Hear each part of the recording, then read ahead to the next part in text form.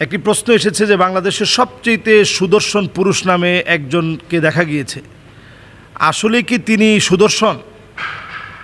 এটা নিয়ে অলরেডি আমরা নিউজ দেখেছি যে তাকে কেন সুদর্শন পুরুষ ঘোষণা করা হলো, এই পুরস্কারটি ফিরিয়ে নেওয়া হোক। তো আসলে যাকে সুদর্শন পুরুষ হিসেবে ঘোষণা করা হচ্ছে, আমার কাছে মনে হয় এটা নিতান্তই একটা বেহায়াপনা ছাড়া আর কিছু না।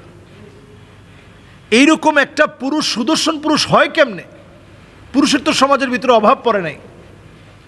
সুদর্শন পুরুষ বলতে আমরা ওই পুরুষদেরকে বলি যাদেরকে দেখলে সুপুরুষের মতো লাগে, আর যাকে বলা হয়েছে সুদর্শন পুরুষ তাকে দেখলে একেবারে নিতান্ত একটা মহিলা মানুষের মতো লাগে।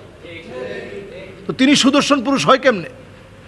সুদর্শন পুরুষ তো তিনি হবেন যার ভুরুটা পুরুষের মতো হবে, কিন্তু যিনি সুদর্শন পুরুষ হিসাবে আমাদের দেশে আসছেন, আবির্ভাব হয়েছেন, তো উনার পুরুষটা বা পুরুষত্ব কেমন আপনি একটু চিন্তা করেন। উনার বুড়োটা প্লাগ করা, এটা তো পুরুষের ক্যাটাগরিতে পড়ে না।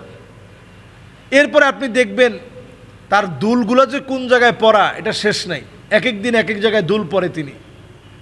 গলার ভিতরে এই পর্যন্ত চেইন পড়া, হাতের নখগুলা এই পর্যন্ত বড় বড় নখ, আবার সেগুলাতে আইল্যাশ আইশ্যাডোর, এরপরে আইল্যাশ আইশ্যাডোর, এরপরে আরও কত কিছু, চোখের ভিতরে যে কত কিছু লাগানো থাকে, এগুলো সব কিছুর নামও আমরা জানি না। তো এই যে অবস্থা, এমন একটা ব্যক্তি যাকে দেখতে নিতান্ত মহিলা মানুষের মতো লাগে, তাকে যদি আপনি সবচেয়ে সুদর্শন পুরুষ বলেন, তাহলে এটা এই জাতির জন্য, একটা মুসলিম অধ্যুষিত একটা দেশে, দ্বিতীয় বৃহত্তর একটা মুসলিম দেশের জন্য এটা লজ্জাজনক। এটা তো আমরা একটা দিক বলছি। এবার আপনি দ্বিতীয় বিষয়টা চিন্তা করলে আপনি হতবাক হয়ে যাবেন। বর্তমান প্ল্যানই চলছে এটা, অ্যাডলফ খানের মতো ব্যক্তিদেরকে প্রমোট করে দিয়ে সমকামিতাকে হাইলি প্রমোট করা, এটা বর্তমান প্ল্যান চলছে।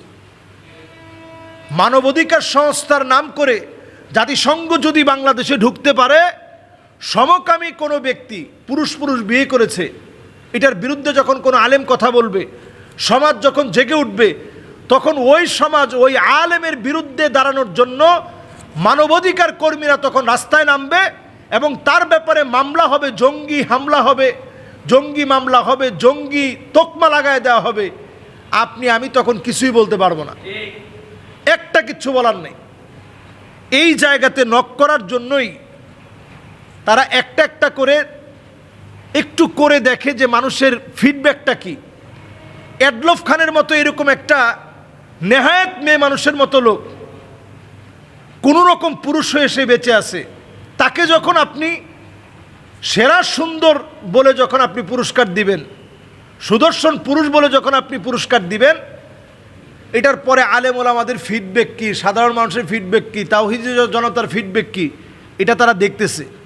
যদি দেখে যে না এটা আমরা খুব সহজে মেনে নিছি, তাহলে পরের ধাপ আসবে যে এরকম ছেলে ছেলে যদি মনে চায় তার মতো এরকম সুদর্শন পুরুষ, যেহেতু তাদেরকে বলা হচ্ছে সুদর্শন পুরুষ, এরকম সুদর্শনের আকর্ষণে যদি কেউ আকর্ষিত হয়, এটাকেই পরিভাষায় সমকামিতা বলে। এটা আল্লাহর গজব আসার অন্যতম একটি কাজ হচ্ছে সমকামিতাকে প্রমোট করা।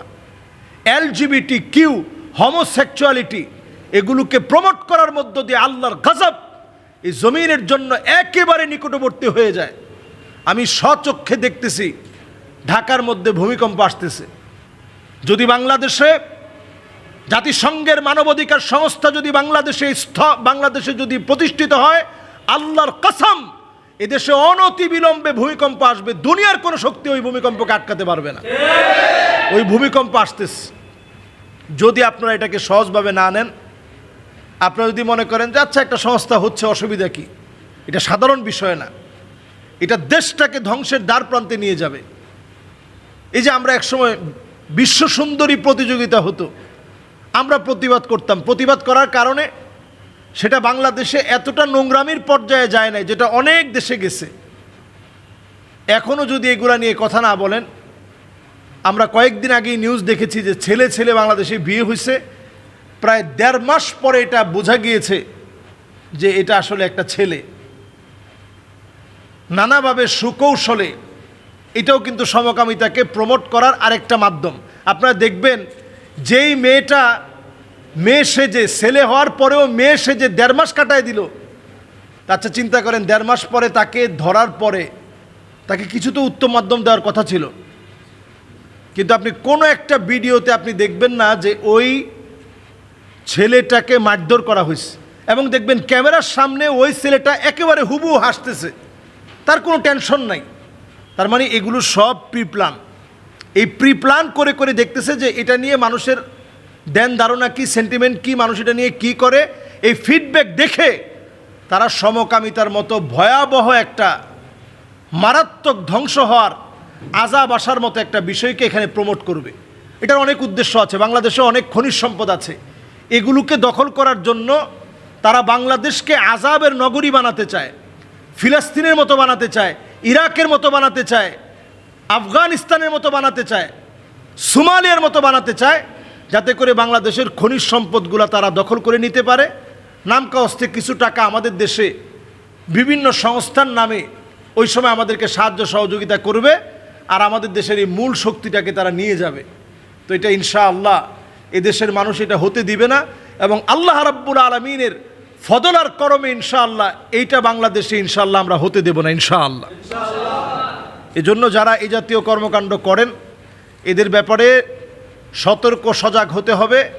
এরা আসলে নানা সুকৌশলে এই দেশটাকে ধ্বংসের পায়ে তারা করছে। আল্লাহ আমাদেরকে বোঝার তৌফিক দান করুক।